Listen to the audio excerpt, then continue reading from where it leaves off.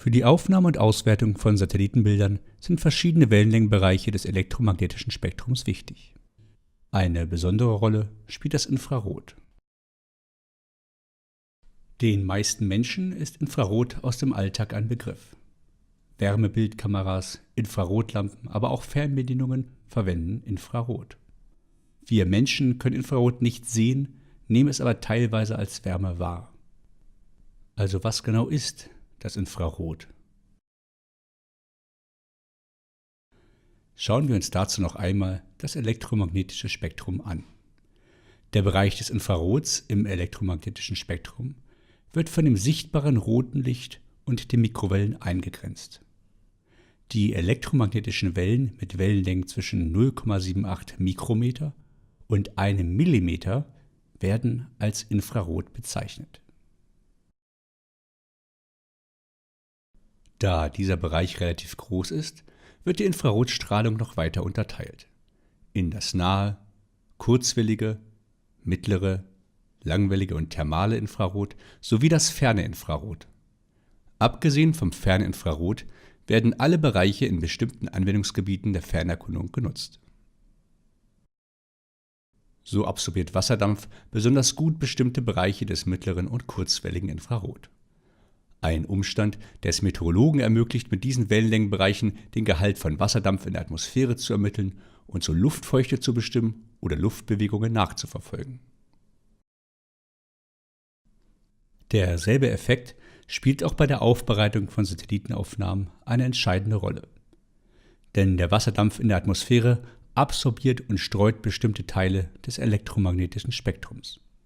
Das passiert sowohl auf dem Weg von der Sonne zur Erde, als auch von der Erde zum Satelliten. Und so werden Informationen, welche von der Erdoberfläche reflektiert werden, verfälscht.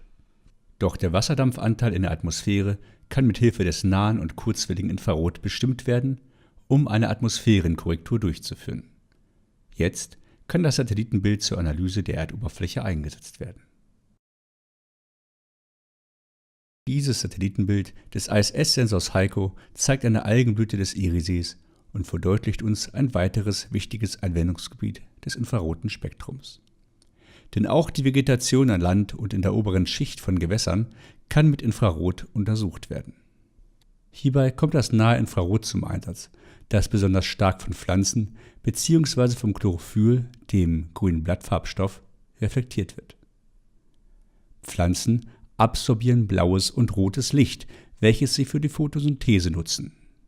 Nahes Infrarot und grünes Licht ist hingegen für sie nutzlos und es wird reflektiert. Das führt zum einen dazu, dass uns die Blätter der Pflanzen grün erscheinen.